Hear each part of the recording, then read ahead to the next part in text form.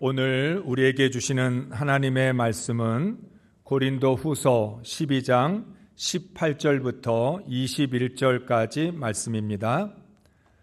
내가 디도를 권하고 함께한 형제를 보내었으니 디도가 너희의 이득을 취하더냐? 우리가 동일한 성령으로 행하지 아니하더냐? 동일한 보조로 하지 아니하더냐? 너희는 이때까지 우리가 자기 변명을 하는 줄로 생각하는구나.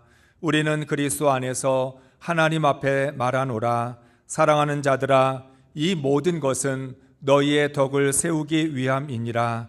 내가 갈 때 너희를 내가 원하는 것과 같이 보지 못하고 또 내가 너희에게 너희가 원하지 않는 것 같이 보일까 두려워하며 또 다툼과 시기와 분냄과 당짓는 것과 비방과 수금거림과 거만함과 혼란이 있을까 두려워하고 또 내가 다시 갈 때에 내 하나님이 나를 너희 앞에서 낮추실까 두려워하고 또 내가 전에 죄를 지은 여러 사람의 그 행한 바 더러움과 음란함과 호색함을 회개하지 아니함 때문에 슬퍼할까 두려워하노라. 아멘.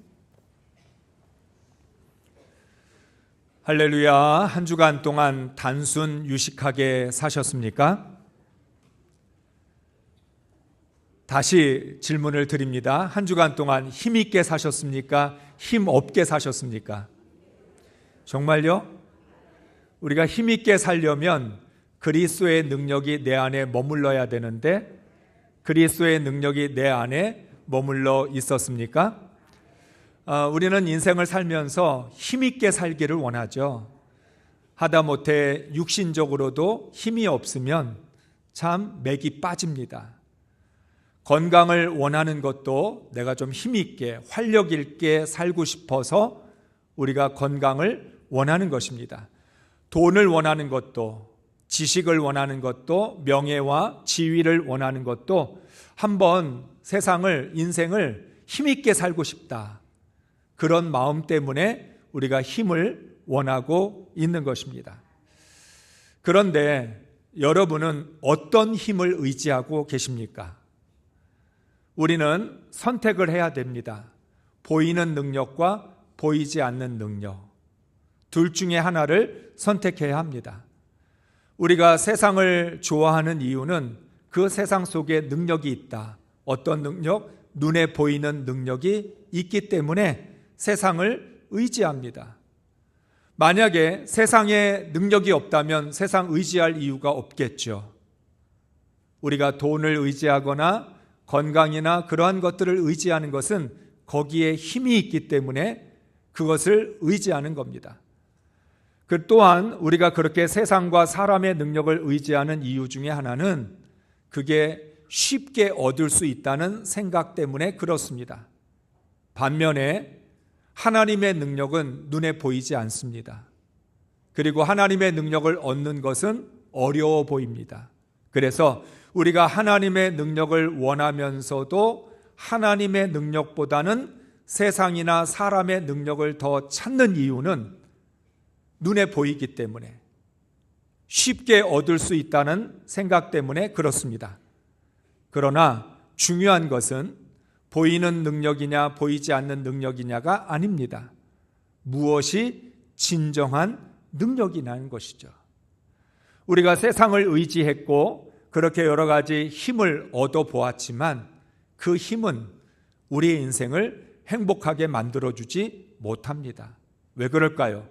진정한 능력이 아니기 때문입니다.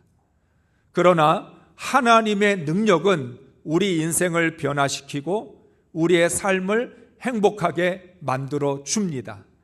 하나님의 능력이야말로 참된 능력이기 때문에 그렇다는 거죠. 그러면 이왕이면 내 인생에 유익이 되지 못하고 행복을 주지 못하는 그런 능력을 의지하는 것보다 정말 내 인생을 새롭게 하고 내 인생을 행복하게 해줄 수 있는 그 능력을 의지하는 것이 지혜로운 선택일 것입니다. 그래서 바울은 그리스도의 능력을 얻기 위하여 세상의 모든 것들을 다 버렸습니다. 바울은 부활의 주님을 만나고 나서 정말 필요한 것은 주님의 능력이지 나의 능력이 아니라는 것을 깨달았던 것입니다. 왜 그렇습니까? 바울은 어떤 사람이었어요?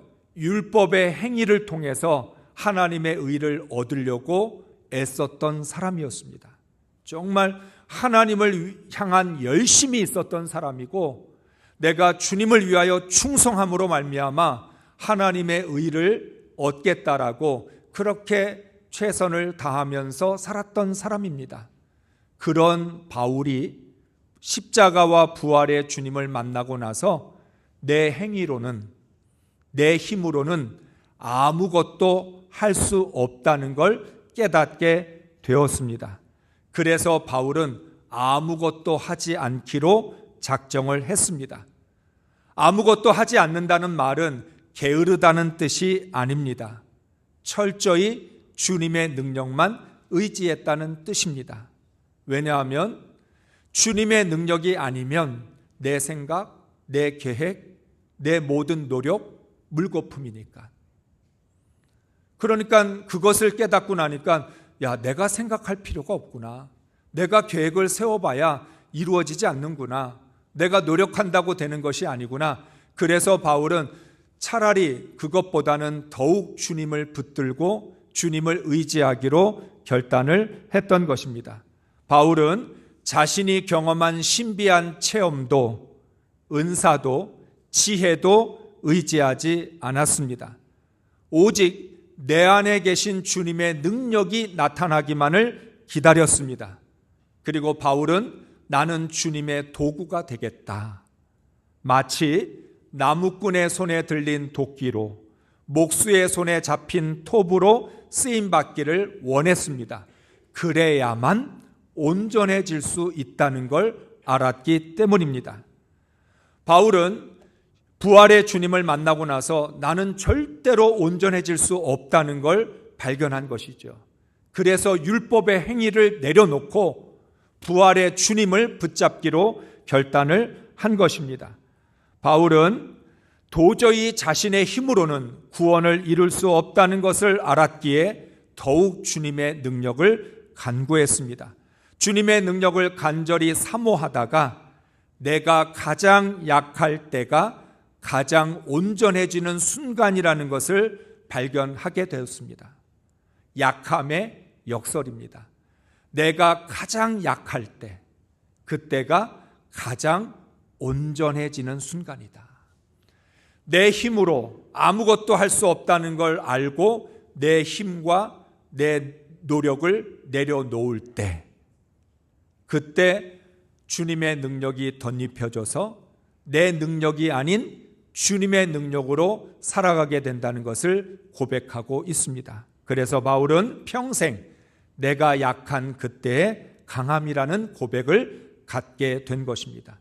그래서 바울은 더 이상 힘을 추구하지 않았습니다. 하나님, 세상의 힘으로 무엇을 할 수 있겠습니까? 하나님, 사람의 힘으로 무엇을 이룰 수 있겠습니까? 나는 더 이상 사람의 힘을 의지하지 않고 세상의 능력 의지하지 않겠습니다. 오직 주님의 능력만 의지하고 그 능력을 붙들고 구원을 날마다 이루어 가겠습니다. 이렇게 고백을 한 것입니다. 사랑하는 성도 여러분, 바울은 고난이나 핍박을 두려워하지 않았습니다.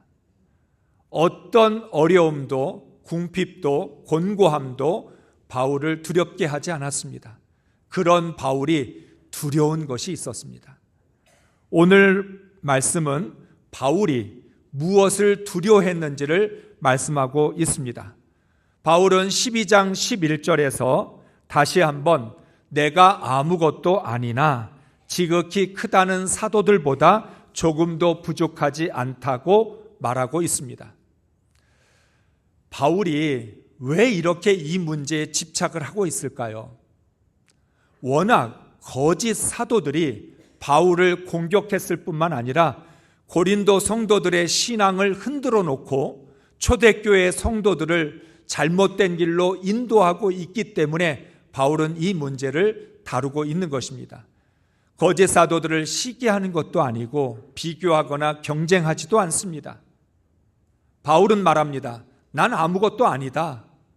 내가 아무것도 아니지만 그렇다고 해서 거짓 사도들보다, 자기가 지극히 크다고 주장하는 거짓 사도들보다 나는 부족하지 않다, 이렇게 말합니다. 왜냐하면 바울 안에는 그리스도의 능력이 머물고 있었기 때문입니다. 그리스도의 능력을 의지하는 바울이 사람의 능력을 의지하는 거짓 사도들보다 작을 수 없습니다. 그래서 바울이 이 문제를 계속 이야기하는 겁니다. 자기 때문이 아니라 그리스도의 능력을 의심하거나 그리스도의 능력을 무시하게 될까봐 사람의 능력을 의지하는 사도들과 주님의 능력을 의지하는 바울을 한번 비교해보라. 어떤 능력이 진짜 능력인지를 분별하라고 말하고 있는 것입니다. 바울은 11장과 12장에 걸쳐서 정말 하기 싫었던 어리석은 자랑을 고린도 성도들을 위해서 말했습니다. 그래서 11장과 12장의 제목을 다르게 한번 붙여본다면 내가 자랑할 수 없는 이유. 바울은 내가 자랑할 수 없는 이유 첫 번째를 나는 그리스도의 남은 고난을 내 육체에 채우기로 했기 때문에 내가 받은 고난 자랑할 수 없다. 또 바울은 셋째 하늘의 신비를 경험하고 하나님으로부터 놀라운 은사와 능력을 받았지만 그건 내게 아니라 하나님의 것이기 때문에 자랑할 수 없다. 그래서 바울은 내가 자랑할 수 없는 이유, 하나님이 아무리 나에게 능력을 주시고 나를 통해서 놀라운 기적을 이루셨다 할지라도 그건 내가 한 것이 아니라 하나님이 하신 것이기 때문에 나는 자랑할 게 없다. 하나님께만 영광을 돌려야 한다는 것이죠. 이렇게 말을 했는데도 거짓 사도들은 또 한 번 바울을 공격합니다. 이 거짓 사도들과 그들과 함께 동조하는 무리들이 바울을 집요하게 물고 늘어집니다. 19절의 말씀 세 번역으로 읽겠습니다. 아마도 여러분은 우리가 지금까지 여러분에게 자기 변명을 하고 있는 줄로 생각할 것입니다. 그러나 우리는 그리스도를 믿는 사람으로서 하나님 앞에서 말하는 것입니다. 사랑하는 교우 여러분, 이 모든 것은 여러분에게 덕이 되게 하려는 것입니다. 아멘. 바울은 말합니다. 이 거짓 사도들이 바울이 어리석은 자랑을 한다, 이렇게 말을 하니까 그건 변명이다. 지금 바울은 핑계를 대고 있는 것이다. 자신의 육체의 가시 하나도 해결하지 못하면서 바울은 정말 말은 못하면서 글만 뛰어난 그런 사람이기 때문에 이렇게 편지를 통해서 자기 변명을 늘어놓고 있다, 이렇게 공격을 한 것입니다. 그래서 바울은 말하고 있죠. 내가 변명하는 것이 아니라 나는 그리스도를 믿는 사람으로서 하나님 앞에서 진실을 말하고 있는 것이다. 사랑하는 성도 여러분, 사람은 진리보다 거짓에 대하여 끈질깁니다. 한번 생각해 보시기 바랍니다. 진실을 말할 때는 우기지 않습니다. 끝까지 끈질기게 말하지 않습니다. 진실을 말하고 받아들이지 않으면 그것으로 끝냅니다. 그런데 거짓을 말할 때는요, 사람이 끝까지 우깁니다. 왜냐하면 거짓인 걸 알기 때문에 우겨야만 되는 거. 그래서 끝까지 아주 끈질기게 우기는 거죠. 솔로몬의 재판에 대해서 말씀을 드렸죠. 진짜 엄마는 자기가 진짜 엄마니까 끝까지 우기지 않았습니다. 나의 친권을 아이의 생명을 위해서라면 포기할 수 있다. 그게 진짜의 모습입니다. 가짜는 어떻게 했어요? 좋다. 이 아이를 둘로 쪼개서 나누어 갖자.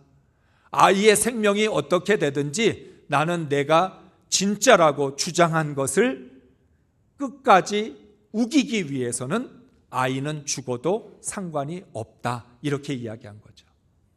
그러니까 끝까지 고집을 부리는 사람은 가짜인 거예요. 진짜는 진실을 말하는 사람은 우길 필요도 없고 끈질길 필요도 없습니다. 왜냐하면 진리를 붙잡고 있기 때문인 거죠. 바로 오늘 바울이 말하고 있는 것입니다. 나는 하나님을 믿는 사람으로서 하나님 앞에서 말하고 있지 사람 앞에서 말하는 거 아니다. 사람에게 인정받고 싶거나 사람에게 증명하려고 하는 마음 하나도 없다. 그러면 왜 바울은 이렇게 계속해서 말하고 있습니까? 그것은 고린도 교회 성도들의 신앙을 세워주기 위해서, 모든 것은 하나님의 덕을 세우는 데 있지 나를 증명하거나 내가 옳다라고 주장하기 위해서가 아니라는 것입니다. 그러니까 바울의 모든 관심은 어떻게 하면 고린도 성도들의 신앙을 붙잡아 줄 수 있을까? 그들을 구원의 길로 인도할 수 있을까? 어떻게 해야 이 고린도 성도들의 신앙을 지켜줄 수 있을까? 거기에 초점이 맞춰져 있지 나머지는 하나도 중요하지 않았던 것입니다. 그래서 바울은 모든 말과 행동이 고린도 성도들을 위한 것에 초점이 맞추어져 있었던 것입니다. 이런 바울이 이제 고린도 교회를 방문하기로 결정을 하고 연락을 했습니다. 세 번째 고린도 교회를 방문하게 되었습니다. 그런데 이 세 번째 방문을 앞두고 바울은 마음이 복잡미묘했습니다.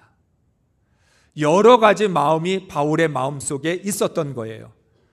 고린도 교회 성도들을 보고 싶은 설레는 마음도 있고 불안한 마음도 있고 또 여러 가지 그런 내가 생각하지 못했던 일들이 일어날까 두려운 마음까지도 가지고 있었습니다. 이런 마음을 바울은 20절과 21절에서 말씀하는데 메시지 성경으로 함께 읽겠습니다.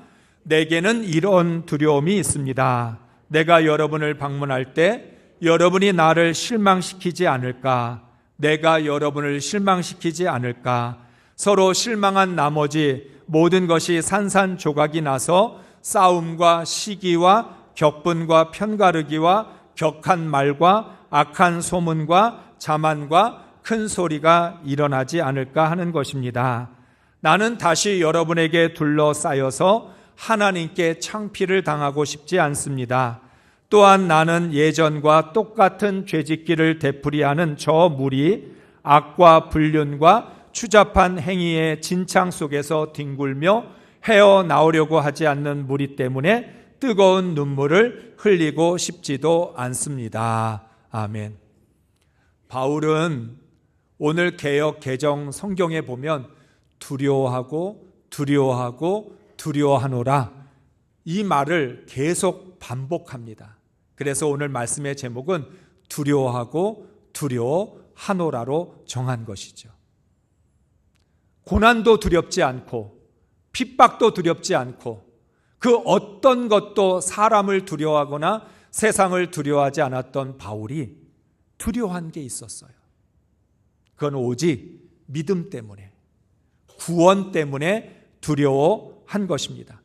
바울은 세 번째 다시 고린도 교회를 방문하면서 고린도 성도들을 만나게 될 때 서로에게 실망할까 봐 두려웠습니다. 우리가 잘 알고 있는 것처럼 고린도 전서와 후서를 통해서 고린도 교회 안에 일어났던 모든 문제에 대해서 바울은 책망도 하고 권면도 하고 올바른 복음으로 진리로 그들을 이끌어 주었습니다. 편지를 통해서 주고받았고 또 그것을 통해서 바울은 아주 강력하게 고린도 성도들에게 명령을 하기도 했습니다. 그런데 직접 얼굴을 보면 어떻게 될까? 편지를 주고받을 때와 직접 만날 때는 조금 다를 것 같은데 바울은 두 가지 마음이 있는 거죠. 고린도 성도들이 바울의 권면과 신앙의 지도를 잘 받아들여서 변화된 모습으로 신앙이 한 단계 더 성장하고 성숙한 모습으로 만나기를 원했는데 만약에 변화가 없다면, 성장과 성숙이 없다면 얼마나 실망하게 될까? 실망할까봐 두려워한 것입니다. 또 하나는 이 고린도 성도들이 거짓 사도들과 함께 있으면서 이 거짓 사도들이 계속해서 바울을 비난하고 공격하고, 바울은 잘못된 복음을 가르쳤다, 잘못된 신앙으로 너희를 인도했다, 바울은 부족한 사람이다, 그는 원래 예수 믿는 사람들을 핍박하는 일에 앞장섰던 사람이다, 이런 식으로 바울을 워낙 공격을 많이 했기 때문에 고린도 성도들의 마음속에 바울은 그런 사람이 아니다는 걸 알면서도 바울을 바라보는 시선이 삐뚤어져 있을까 봐. 사람은 얘기를 계속 듣다 보면 아닌 줄 알면서도 흔들리잖아요. 그래서 바울을 바라볼 때 바울은 문제가 있는 사람 아니야? 바울은 뭔가 잘못됐는데 우리한테 야단만 치는 거 아니야?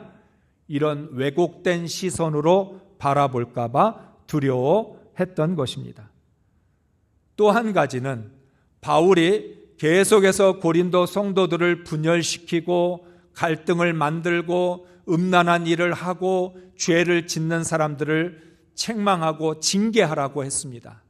그래서 고린도 교회가 그런 죄악에서 벗어나기를 원했는데 가서 직접 보면 여전히 죄악 가운데 놓여져 있을까 봐. 고린도 성도들이 아직도 죄 가운데 있고 전혀 변화되지 않는, 회개하지 않는 모습으로 있고 온갖 악한 무리들이 설치는 모습을 보면 내가 너무나 슬퍼서 눈물을 흘릴 것 같은 그런 두려움이 있었다는 것입니다. 그래서 바울은 고린도 교회가 또다시 혼란에 빠지면 안 될 텐데, 고린도 교회가 또다시 하나님과 멀어져서 복음에서 실족하면 안 될 텐데, 이런 안타까운 마음을 가지고 있었던 거죠. 그래서 바울은 말합니다. 내가 하나님 앞에서 창피를 당할까 봐 그게 두렵다.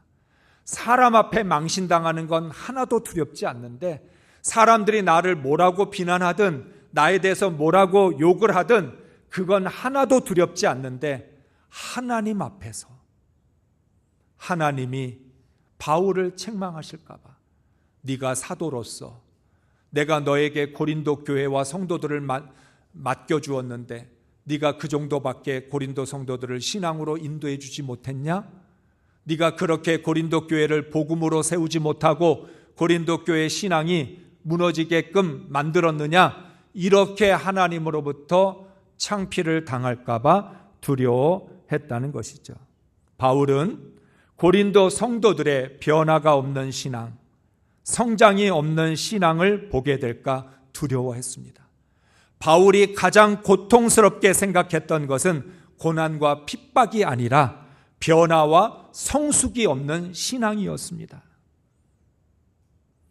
그래서 바울은 고린도 교회의 성도들의 신앙을 위해서는 얼마든지 울 수 있는데 변화 없는 신앙, 구원을 이루어가지 못하는 신앙, 제자리 걸음일 뿐만 아니라 오히려 뒤로 퇴보하는 그런 신앙, 그 신앙을 보면 정말 참을 수 없는 그 눈물, 그래서 내가 그 눈물을 또 흘려야 되나 하는 그런 마음으로 안타까운 마음을 가지고 있었던 것이지요. 고린도 성도들은 정말 행복한 사람들입니다. 누가 바울처럼 고린도 성도들의 믿음을 위해 눈물을 흘려주겠습니까? 누가 나의 믿음을 위해 두려워하며 염려해 주겠습니까? 여러분 한번 생각해 보십시오. 누가 정말 나의 믿음을 위해서, 나의 구원을 위해서 이토록 간절하게 염려하고 두려워하기까지 하면서 그렇게 할 사람이 있냐는 거죠. 만약에 그런 사람이 있다면 여러분은 정말 행복한 사람일 겁니다. 저는 바울과 같은 마음이 있습니다. 정말 하나님 앞에 제가 섰을 때 성도들을 올바른 신앙으로 인도하지 못했다면 얼마나 창피할까. 하나님이 맡겨주신 양들을 복음으로, 구원으로 이끌어주지 못했다면 얼마나 부끄러울까.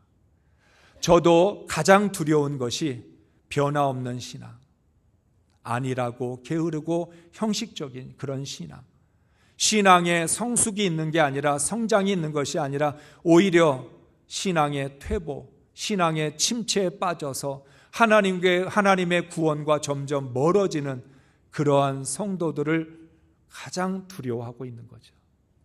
그것 때문에 눈물 흘리고 그것 때문에 기도하고 있습니다.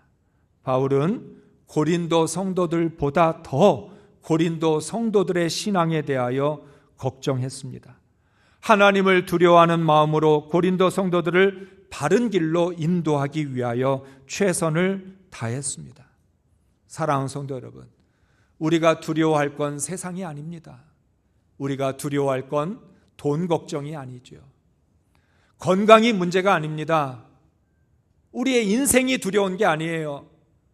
구원받은 그리스도인으로서 하나님이 허락하신 이 구원을 이루지 못할까 두려워해야 되고, 나의 영적인 상태를 두려워하고, 나의 성장이 없고 성숙이 없고 변화가 없는 그 신앙을 정말로 두려워해야 될 줄로 믿습니다. 바울은 자신의 삶의 유일한 원칙을 예수 그리스도로 정했습니다. 바울에게는 예수 그리스도밖에 없습니다. 예수 그리스도가 삶의 유일한 원칙이고 기준이었습니다. 그래서 바울이 두려워했던 것은 그 유일한 원칙과 기준이 되시는 예수님의 뜻대로 살지 못할 것에 대해서 두려워했던 거죠. 이것이 바로 우리와 다른 점입니다. 우리는 하나님을 두려워하지 않을 때가 많습니다. 대부분의 그리스도인들이 예수님 한 분만 바라보고 예수님이 원칙이라고 말을 하지만 실제로는 두려워하지 않습니다. 그래서 원칙과 상관없는 삶을 삽니다. 예수가 원칙이고 예수가 기준이면 그 기준대로 살아야 되는데, 기준대로 살지 않으면서 두려워하지도 않습니다. 그 말은 예수가 기준이 아니라고 하는 뜻인 거죠. 예수 그리스도가 원칙이라면 그 원칙이 깨지지 않도록 두려워하는 마음이 있어야 합니다. 하나님을 두려워하는 마음, 이것이 바로 경외입니다. 이사야는 하나님을 경외함이 우리의 보배라고 가르쳐 주었습니다. 여호와를 경외함이 내 보배니라. 내 인생의 가장 귀한 보배는 무엇일까요? 하나님을 두려워할 줄 안다는 게 내 인생의 가장 큰 보배입니다. 하나님을 경외하는 것, 그것이 내 인생을 보배와 같은 인생으로 만들어줄 수 있다는 것입니다. 하나님을 경외하는 사람만이 보배와 같은 인생을 살 수 있고, 하나님을 경외해야 행복한 삶을 살 수 있습니다. 안타까운 것은 구원받은 그리스도인들이 하나님을 경외하는 것이 보배인 줄 모른다는 사실입니다. 보배를 세상에서 찾고 보배를 사람들 속에서 찾습니다. 예수 그리스도 안에 있는 보배를 세상에서 찾는다고 찾을 수 있겠습니까? 하나님을 정말 두려워할 줄 아는 마음이 우리에게 얼마나 큰 보배인지, 내가 하나님을 경외한다는 것이 내 인생을 얼마나 아름답게 해주는지를 우리는 깨달아야 될 줄로 믿습니다. 하나님을 인생의 주인으로 모시고 살면 하나님을 두려워할 수밖에 없습니다. 왜냐하면 내가 주인이라면 하나님 두려워하지 않아도 됩니다. 그런데 내가 주인이 아니라 하나님이 주인이시니까 주인이 두려운 거죠. 정말 그렇습니다. 내가 주인이면 무서울 게 뭐가 있어요? 내 마음대로 하면 되지. 내가 주인이 아니라 하나님이 주인이시기 때문에 두려울 수밖에 없고 하나님의 눈치를 볼 수밖에 없는 것입니다. 구원의 기준이 하나님이시기 때문에 하나님을 두려워하면서 신앙생활을 해야 합니다. 하나님을 두려워하지 않는 순간 구원에서 멀어지게 됩니다. 하나님을 경외하지 않으면 구원을 이룰 수 없습니다. 그래서 바울은 두려워하고 두려워했던 것입니다. 고린도 성도들이 구원을 이루어가야 될 텐데, 고린도 성도들의 신앙이 성장하고 성숙하고 변화가 있어야 되는데 하나님을 두려워하지 않고 어떻게 성장할 수 있을까? 하나님을 경외하지 않고 어떻게 변화될 수 있을까? 이걸 두려워한 것입니다. 하나님을 향한 두려움은 우리를 교만에 빠지지 않도록 지켜줍니다. 하나님을 두려워하잖아요. 교만할 수가 없어요. 하나님을 두려워하는 마음이 우리를 겸손으로 이끌어 줍니다. 그래서 그리스도의 능력은 하나님을 두려워하는 사람들에게 임하게 됩니다. 하나님을 두려워해야 그리스도의 능력이 임하고, 하나님을 두려워해야 교만에 빠지지 않고 겸손할 수 있다는 것입니다. 그래서 바울은 빌립보서 2장 12절에서 우리에게 이렇게 권면을 합니다. 함께 읽겠습니다. 그러므로 나의 사랑하는 자들아, 너희가 나 있을 때뿐 아니라 더욱 지금 나 없을 때에도 항상 복종하여 두렵고 떨림으로 너희 구원을 이루라. 아멘. 어떻게 구원을 이루라고요? 두렵고 떨림으로. 잘나서 구원을 이루는 게 아니고, 내가 똑똑하고 능력이 많아서 구원을 이루는 게 아니고, 내가 신앙의 체험이 많고 여러 가지 많은 것들을 경험했기 때문에 경험이 풍부해서 예수를 오래 믿어서 구원을 이루는 게 아니라, 얼마나 두렵고 떨리는 마음을 가지고 있느냐에 따라 구원을 이루어갈 수 있다는 거예요. 그래서 바울은 말합니다. 내가 너희 빌립보 교회 성도들과 같이 있을 때나 너희를 떠나 있을 때나 그건 상관하지 말고 항상 두렵고 떨림으로 복종하면서 구원을 이루어 가라고 말씀한 것입니다. 사랑하는 성도 여러분, 오늘은 종교개혁주일입니다. 종교개혁이라는 게 무슨 뜻일까요? 타성에 젖어서 습관적으로 예배하고 형식적으로 신앙생활하면서 하나님을 두려워하는 마음 갖지 않고 세상을 두려워하고 사람만 두려워하면서 살아가는 그 신앙에서 복음으로 새롭게 되어 우리의 믿음을 갱신하라고 하는 것이 바로 종교개혁입니다. 매년 10월 마지막 주 종교개혁주의를 맞이할 때마다 우리의 구원을 점검해야 합니다. 나는 정말 구원에 합당한 삶을 살고 있는가? 나를 구원하신 그 그리스도의 능력으로 구원을 이루어가고 있는가? 정말 두렵고 떨림으로 날마다 신앙이 성장하고 성숙해서 구원을 이루어가고 있는지를 돌아봐야 될 줄로 믿습니다. 만약 변화와 성숙이 없는 신앙생활을 하고 있다면 반드시 두렵고 떨림으로 우리의 신앙을 리뉴얼, 새롭게 갱신해야 합니다. 그런 의미에서 개혁이 필요한 거예요. 나의 신앙이 나도 모르는 사이에 습관적으로 되어버렸다면, 외식적인 그런 신앙으로 살아가고 있다면, 이거 갈아엎지 않으면, 이걸 새롭게 하지 않으면 하나님께 나아갈 수 없다는 거죠. 우리 모두 바울처럼 두려워하고 두려워함으로 겸손하게 구원을 이루어갈 수 있기를 주의 이름으로 축복합니다.